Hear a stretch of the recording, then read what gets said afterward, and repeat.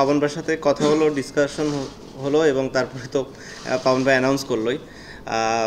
So টিমের সঙ্গে আসলে ওই দিন মিটিংয়ে যেটা হয়েছে, ওই দিন আসলে কোচিং স্টাফদেরই কথা ছিল এবং ওরাই কথা বলেছে, খুব বেশি একটা আমার কোনো কথা বলতে হয় না। আর এমন তো না যে খুব বেশি প্লেয়ার নতুন আসছে যাদেরকে আমি চিনি না, বেশিরভাগকেই আমি অনেক দিন ধরে চিনি। বেশিরভাগই আমার আন্ডারে খেলেছে কিংবা আমি তাদের আন্ডারে খেলেছি, একসাথে খেলেছি। সো খুব বেশি একটা অ্যাডজাস্টমেন্টের দরকার আছে বলে মনে হয় না।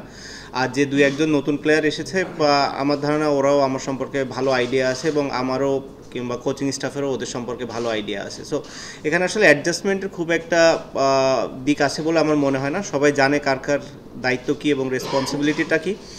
আর যেহেতু ক্রিকেটিং আমাদের একটা কালচার আছে কিংবা আমরা সেটা তৈরি করার চেষ্টা করছি, সো সেই জায়গা থেকে সবাই জানে যে আসলে যার যার কাজটা কিংবা কী করতে হবে ড্রেসিং রুমের জন্য।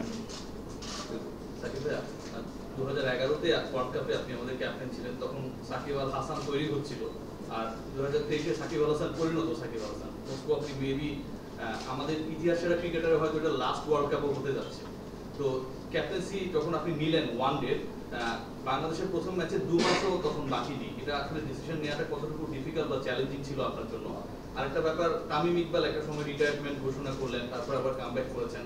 আপনিও পোস্ট করেছিলেন যে তামিম এতদিন আপনাদের সাথে ছিলেন, তো তিনি যেহেতু থাকছেন দলের সাথে, যদি আবার ইনজুরিতে না পড়েন, এটা কতটুকু ক্যাপ্টেনের জন্য স্বস্তি? প্রথমটা ভুলে গেলাম তো প্রশ্ন। প্রথমটা হচ্ছে আপনি যখন প্রথম বিশ্বকাপে অধিনায়কত্ব হ্যাঁ, আসলে সেটা যদিও অনেক অল্প বয়সে ছিল, ওটা আমার জন্য একটা এক্সপিরিয়েন্স ছিল। এখন যেহেতু আমার অনেক বড় একটা এক্সপিরিয়েন্স আছে, আমার কাছে মনে হয় ওই টিম থেকে এই টিম অনেক বেটার এখন। সো সেক্ষেত্রে আমাদের ভালো করার সম্ভাবনাটাও অনেক বেশি এবং আমি এক্সপেক্ট করব যে ওরকমই যেন আমরা করতে পারি। যদিও আমি মাত্রই যেটা বললাম যে ম্যাচ বাই ম্যাচই আমাদের টার্গেট থাকবে, সেটা এশিয়া কাপ হোক আর ওয়ার্ল্ড কাপই হোক। কারণ বড় একটা টুর্নামেন্টে জিততে গেলে আপনার আসলে প্রতিটা ম্যাচ নিয়ে চিন্তা করতে হয়। আপনি যদি এন্ড রেজাল্ট চিন্তা করেন, আপনার জন্য আসলে ডিফিকাল্ট হয়ে যায় সিচুয়েশনগুলো। সো আমরা চেষ্টা করব প্রতিটা ম্যাচ টার্গেট করতে ওয়ান বাই ওয়ান, এবং সেখানে যদি আমরা ভালো করতে পারি আমাদেরকে মোমেন্টাম দিবে ফার্স্ট কিছু ম্যাচ, এবং সেটা যদি আমরা কন্টিনিউ করতে পারি আমাদের জন্য ভালো একটা টুর্নামেন্ট হতেই পারে। আমি ইকবাল ইস্যু যেটা জিজ্ঞেস করছিলাম যে উনি অ্যানাউন্স করেছিলেন যে হয়তো তিনি খেলবেন না ইন্টারন্যাশনাল ক্রিকেট, কিন্তু ফাইনালি হি কেম ব্যাক। এটা ক্যাপ্টেন হিসেবে আপনার জন্য কতটুকু স্বস্তি যে এক্সপেরিয়েন্স ক্রিকেটার যদি ইনজুরি ফ্রি থাকেন? যে কোনো এক্সপিরিয়েন্স ক্রিকেটারই আসলে দলের জন্য ইম্পর্ট্যান্ট। দলকে তারা কতটা কন্ট্রিবিউট করতে পারবে সেটার উপরে ডিপেন্ড করে অবশ্যই সব কিছু। বাট অবশ্যই এক্সপিরিয়েন্সের তো একটা দাম আছে, এবং এক্সপিরিয়েন্স ক্রিকেটার দলে থাকলে বা কন্ডিশন সম্পর্কে কিংবা বড় বড় টুর্নামেন্ট খেলা সম্পর্কে যখন একটা প্লেয়ারের এক্সপিরিয়েন্স থাকে, ওইগুলো যখন শেয়ার করে তাদের জন্য জিনিসটা অনেক ইজি হয়ে যায়, স্পেশালি যারা নতুন দলে আসে। তানজিদ হাসান তামিম নতুন এসেছেন, তামিম করে জায়গায় খেলবেন, তাকে কতটা দেখলেন এবং তাকে নিয়ে আসলে আপনি কতটা আশাবাদী?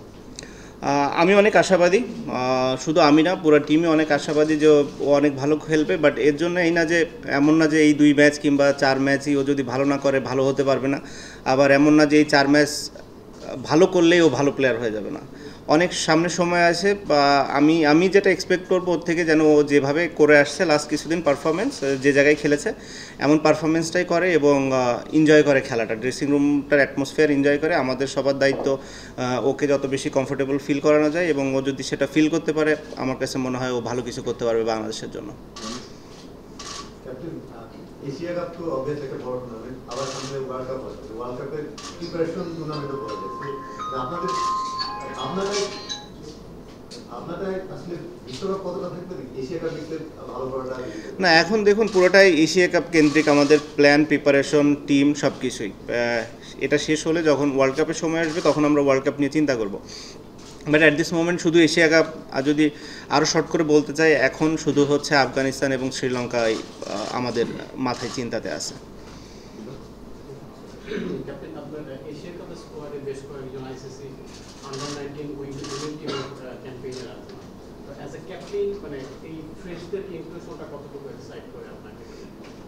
দেখুন, ওরা যেহেতু একটা ওয়ার্ল্ড কাপ জিতেছে, ওদের ভেতরে আসলে উইনিং একটা মেন্টালিটি আছে, যেটা আমার কাছে মনে হয় যে আমাদের দলকে আরও ভালো কিছু করার জন্য অনুপ্রাণিত করবে। ওদের ভেতরে সবারই একটা মেন্টালিটি আছে, যেটা হলো ওরা জিততে চায়, যেটা একটা টিমের জন্য খুবই ইম্পর্ট্যান্ট। সো আশা করি ওই মেন্টালিটিটা নিয়েই ওরা এই ড্রেসিং রুমে আসবে, এবং ড্রেসিং রুমের অ্যাটমসফিয়ারটা ওরা ওইভাবেই গড়ে তুলবে।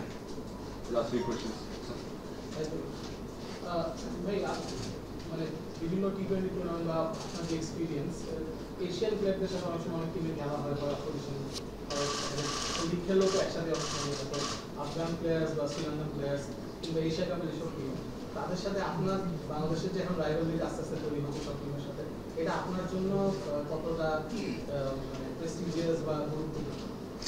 দেখুন, কোচ যেটা বলছে ওটার সাথে আমি একটু একো করতে চাই যে রাইভারি আসলে এই শব্দটা আমার খুব বেশি একটা ভালো লাগে না। বাট হ্যাঁ, লাস্ট কিছু ম্যাচ যেমন আমরা সবসময় বেশ কম্পিটিটিভ ম্যাচ খেলেছি দুইটা দলের সাথেই, এবং ওরাও যখন খেলে সর্বোচ্চ চেষ্টা করে আমাদের সাথে জেতার জন্য, এবং আমরা যখন খেলি সর্বোচ্চ চেষ্টা করি জেতার জন্য। এটা আসলে ক্রাউডের জন্য ভালো, ক্রিকেটের জন্য ভালো, এবং আমরা চাইও এরকমই হোক।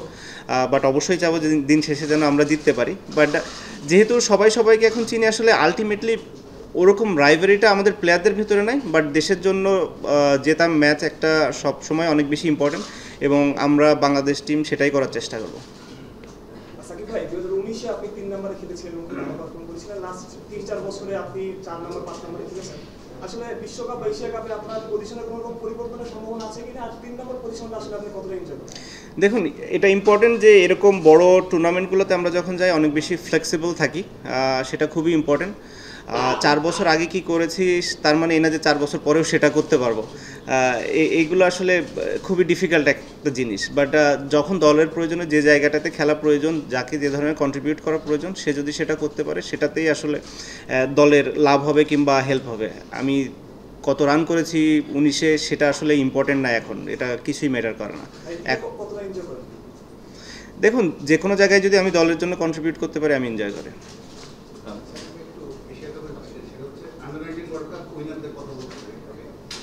তাদের দুজন আছেন সাকিব তামিম এবং বাংলাদেশের ক্রিকেট স্টাবলিশ দুটা না, তারা সাথে সাথে আবার সাকিব তামিম আপনার ড্রেসিং রুমে দেখা যাচ্ছে। তো এই জিনিসটা আপনি কীভাবে দেখেন, ভালো উপভোগ করছেন, মানে যে ভবিষ্যতে সাকিব তামিম ফিরে যাবে? দেখুন, এটা নিয়ে আসলে মানে আমি তো অন্তত কোনোভাবে দেখি না। আমি জাস্ট আর দুজন প্লেয়ারকে দেখি যারা বাংলাদেশ টিমে এসেছে এবং বাংলাদেশ টিমের জন্য ভালো করার জন্য মুখিয়ে আছে, এবং আমি আশা করি যেন ওদের ক্যারিয়ার অনেক বড় হয় এবং ওরা বাংলাদেশকে অনেকদিন সার্ভিস দিতে পারে।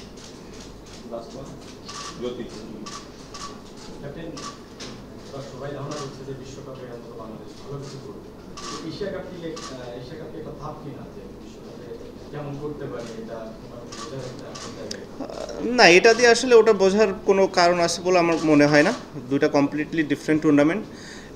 হ্যাঁ, যদি আমরা এখানে ভালো করতে পারি এই কনফিডেন্সটা আমাদেরকে দিবে যে আমরা যদি এশিয়ার ভেতরে একটা ভালো দল হিসাবে গড়ে উঠতে পারি, দেন ওয়ার্ল্ড কাপে আমাদের ভালো করার সম্ভাবনা একটা থাকবে। সো সেই দিক থেকে এটা ইম্পর্টেন্ট। বাট এমন না যে এটাতে খারাপ করলে আমাদের ওয়ার্ল্ড কাপের একদম সব আশা নিরাশ হয়ে যাব, আবার এটাতে ভালো করলেও যে সব আশা আরও বেড়ে যাবে সেটাও না। সংবাদ, ফিচার ও অনুষ্ঠানের জন্য ভিজিট করুন সংবাদ প্রকাশের ওয়েবসাইট এবং যুক্ত থাকুন ফেসবুক পেজ ও ইউটিউব চ্যানেলের সঙ্গে।